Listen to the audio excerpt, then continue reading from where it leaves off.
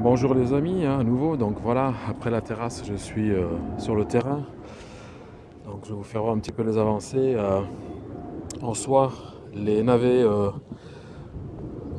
boule d'or, ben, ma foi, ça va, ça pousse bien. Bon, il y en a un peu trop, il est vrai, mais je laisse. C'est là où j'avais fait la petite cuvette. Les tomates, au niveau des gourmands, ben, j'ai dû récolter une partie parce qu'après 10-15 jours de pluie froide, à les températures à 11 degrés la journée et puis qui descend à 4 la nuit, j'ai retiré en sachant que j'ai nettoyé tout le bas qui était un peu malade. Les tomates, j'ai récupéré en tout et pour tout sur le terrain ici une vingtaine de kilos. Tomates vertes que je fais mûrir à la maison dans des bacs et tout séparés, enfermés entre guillemets dans un sac. Euh, donc voilà, avec des bananes et tout. Mais sinon, j'en ai laissé quelques-unes parce qu'on nous avait dit quelques beaux jours, donc c'est vrai. Donc voilà, on reconnaît un peu la corne des Andes, je pense, ici. Et puis là-bas, je ne sais toujours pas. Mais bon, euh, je ne sais pas ce que c'est. Parce que je ne me rappelle pas les gourmands, j'ai replanté ça comme ça, et puis voilà. Mais ça me fait des grappes. Alors je me demande si c'est pas les tamatis, les sud-africaines. On ne sait jamais. J'ai aussi tout doucement ben, les épinards qui sont sortis. Alors là, ça c'est pas des épinards. Ça n'arrête pas de pousser, c'est du pissenlit. C'est pas les salades que j'avais semées, enfin pas les semis de salade. Ici, le plan spontané, mais ma foi, me fait un beau petit potiron, citrouille, je ne sais trop encore. Je ne sais trop, je ne sais trop. Je lui mets des cailloux pour pas qu'il touche la terre. Mais voilà, ça fait un beau. Là, c'est le soleil qui manque un peu parce que, désolé de vous éblouir, mais hop, voilà, le soleil est juste ici. Je vais le cacher un peu avec mon doigt, voilà. Donc toute cette partie est ombragée maintenant, puisqu'en plein été, le soleil, en fait, était face. Venait comme ça, toute sa course était là, donc je recevais tout. Maintenant, l'automne qui est là, il est sur le côté, et toute cette partie-là est ombragée comme je le pensais. Donc, à prévoir pour des prochaines plantations. Hein. Euh, les radis, ben, ça pousse, mais voilà, c'était les graines du radis rouge que j'avais sur la terrasse. Sans trop, sans plus. Ici, nous avons les choux de Bruxelles, énormément des brocolis aussi, mais je vois les choux, ben, ma foi, ça part bien, ça monte bien, tranquillement mais sûrement. Les pieds grossissent, sauf, sauf le petit pied qui est là. Lui, il est fatigué.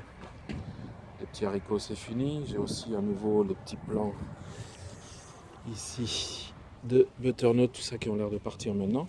Les melons, comme vous avez vu à la maison, 3 petits melons. Bon, c'est amusant de l'avoir fait, voilà.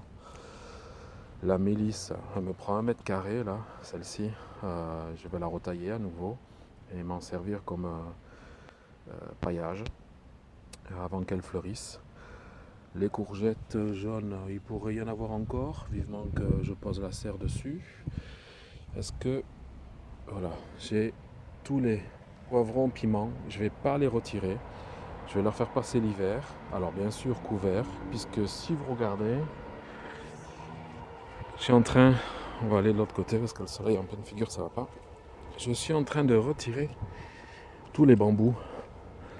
Vous vous rappelez l'ossature qu'il y avait de bambou de l'ancien locataire. Voilà, je suis en train de retirer parce que je veux mettre une serre de 4/3, 5/3, quelque chose comme ça, qui soit ici centrale. Puisque j'ai un dénivelé de terrain de 2 mètres de la gauche vers la droite. Bon, moi, il fait facilement un bon 50 cm à 80 cm plus bas du terrain. Donc, je voudrais faire un peu genre palier. Et donc couvrir ici toute cette partie, puisque en même temps, le pied d'aubergine qui se trouve là et celui-ci, eh ben, il me fait des aubergines. Maintenant, on verra ce qu'il advienne et ce qu'il va faire. Alors il y a des fleurs et tout ça, certains me diront qu'il faut les enlever pour que ça puisse, mais moi je laisse faire un peu la nature, comme chez Picro d'ailleurs. J'adore ce gars, ce pirate. Je vous mettrai de Souffle, le nom de sa chaîne, parce qu'il est génial. En tant que pirate, j'aimerais bien le rencontrer, mais en même temps aussi en tant que potagiste, parce qu'alors lui, il fait plein de choses. Il dit toujours il s'en fout, mais ça va. Il réussit pas, il se prend pas la tête, il le fait avec. Mais c'est vraiment chouette. J'adore sa chaîne. Donc voilà. Et donc faire tout ça, j'ai du basilic qui est là, du basilic qui est là aussi. Encore des piments, poivrons qui se trouvent là-bas. Et donc ça c'est les derniers plants de tomates où j'ai laissé quelques tomates mûrir au soleil, on ne sait jamais. Puis une fois que ça sera fait, ben, j'enlève. Alors tout ce que je coupe vient en compost de surface. Je m'ennuie pas à le composter dans un coin, ça devient un compost de surface pour améliorer un peu plus la terre, qui m'a bien donné quand même pour la première saison où j'ai commencé au mois de juin. Euh, fin octobre, d'ici fin octobre, je ferai une petite vidéo pour vous parler un petit peu des quantités que j'ai réussi à avoir sans travail du sol, sans rien, sans connaître ce sol-là, en faisant en direct. Voilà. Et alors là, je suis en train de retourner. Vous voyez, la fraiserie est ici. Je suis en train de retourner et je me suis dit, mais pourquoi pas faire à peu près 6 mètres. Ça ferait 6 à 8 mètres de long sur 2 mètres de large. Je vais me servir des planches comme ça. Je vais faire, ça fait même pas 10 cm. Et tout ce coin-là, bon, l'année prochaine, j'y mettrai, il y a eu les potirons, tout ça qui ont poussé là, des petites tomates cerises, tout ça, la menthe qui pousse aussi. J'y mettrai je vais y balancer tout ce qui est fleurs, parce que j'en ai pas mal. Le pavot somnifère. J'ai plein de fleurs, on m'a donné, au boulot, on m'a donné aussi plein de fleurs. Vous reconnaissez peut-être les graines, j'ai oublié le nom, muflier ou quelque chose comme ça, c'est possible. Donc je vais balancer tout ça là-dessus, comme ça va me faire un endroit de fleurs au moment où arrive le printemps et tout, jusqu'en facilement juillet, août, septembre. Et là-dedans, je continuerai la fraiserie et bien sûr des plants de tomates, quelques plants de tomates et surtout les aromatiques. Donc tous les graines de basilic, le persil, tout ça l'année prochaine, hop, tout sera là, les plants et tout. Et donc je vais me faire tout ce carré aromatique en soi. J'y perds rien parce que je vous parlerai après de ce qu'il y aura contre la maison là-bas. Pas contre, mais juste à côté de la maison. J'ai encore le butternut qui pousse ici. Donc ça va, voilà. Cassissier, ma foi, ils ont perdu leurs feuilles, mais on verra bien. Parce que je désirais aussi mettre des macros, là, des groseilliers à macros, des choses comme ça, des groseilliers aussi, parce que je pense que la terre est plus acide, que le cassissier n'a pas besoin de ça. Donc faire des buissons de fruitiers ici aussi. Voilà, dont le pêcher Christian de chez Christian, et puis la vigne aussi de chez Marc. Enfin, avoir tout ça. Voilà. Là, j'y ai mis les filets dessus parce que c'est les blettes donc, qui étaient là-bas que j'ai remis ici. Les blettes à cardes, enfin les blettes blanches et les blettes de couleur. Voilà, c'est reparti. J'ai mis les filets parce que j'ai toujours ce matou, ce bengale qui vient et qui pense que tout le jardin est un WC grandeur nature. J'ai aussi, vous voyez, les tomates, c'est quand même encore là, quoi. J'en ai encore des belles qui sont là, donc autant les laisser un peu mûrir. Je coupe les branches où il n'y en a pas, pour pas que ça épuise le plant. Ici, c'est là où j'avais les petits potirons. Les carottes, mais ma foi, se portent bien, tout doucement. J'ai clairsemé en partie déjà. J'ai sorti quelques petites carottes, voilà, des petites. Ça, c'est la Berlicum 2. Avec les poireaux, tout fonctionne. Hein. J'ai pas eu la mineuse ni sur l'un ni sur l'autre. Hein. L'un est dans l'autre. Ça, c'est vraiment bien. Là, je vais retirer ceci aussi. C'est là où avaient poussé les haricots cigales, les haricots verts fins cigales. Donc ça, je vais le couper, je vais mettre dessus, retourner un peu la terre là aussi. Bon, ça attire le matou, mais c'est pas grave. Enfin, j'ai même passé un coup de râteau plutôt que de retourner la terre.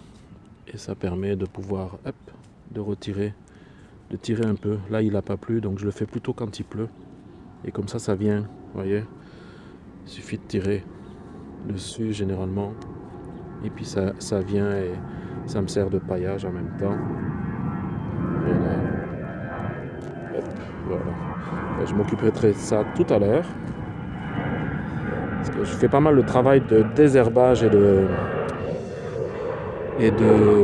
d'entretien pour l'instant. ça aide.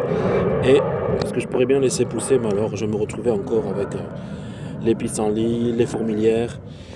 Et sur les 6 fourmilières que j'avais, il ne me reste plus que 2, comme je disais à Tibor sur sa chaîne, qui avait le même problème. Et voilà. Et je lui ai dit qu'il ne suffisait pas de faire bouger les œufs, il faut faire bouger la reine qui se trouve dessous. Ça, c'est un autre, j'ai oublié le nom, mais c'est un autre potager jardinier qui m'a donné le truc. Il faut déplacer, faire bouger la reine. Si vous ne faites pas bouger la reine, vous ne faites pas bouger la fourmilière. Donc voilà.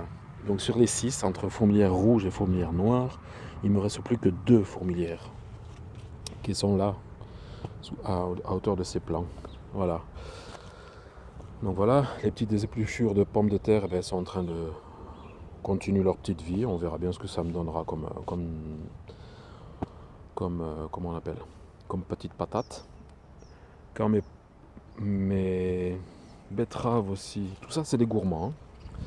Quand mes betteraves poussent au fur et à mesure, j'ai aussi éclairci puisque j'en ai mis avec les blettes là-bas. Donc elles sont en train de pousser. Il faudrait que j'éclaircisse encore 1 ou 2 ici, je vois, pour que ça puisse grossir correctement. Voilà. J'ai les artichauts. Alors sur les 5 plants, j'en ai 4 qui sont bons. Tiens, regardez. La coccinelle. J'en ai 4 qui sont toujours bons. C'est des artichauts de Provence, donc je me dis que cet hiver risque de geler. Alors j'ai vu des vidéos où il fallait resserrer un peu tout ça, donc je vais les resserrer ensemble. Je vais mettre un grillage autour, je pense, et je vais mettre de la paille ou quelque chose comme ça. Ou peut-être je ferai une genre de tipi avec du plastique autour pour que ce soit, mais toujours avec de la paille, ceci étant dit, pour que ça les couvre, que ça les gèle pas pendant l'hiver. Vous voyez, là c'est les 3 plus grands, puis j'ai celui-ci qui n'est pas au soleil, qui est plus petit. Mais donc je vais faire le nécessaire pour ça. De ce que j'avais tenté, comme chez Philippe, de la chaîne FRCX, à replanter des haricots, ma foi, il y a des fleurs. On verra bien si ça fait quelque chose. C'est toujours amusant d'avoir essayé de tenter. La lasagne est belle.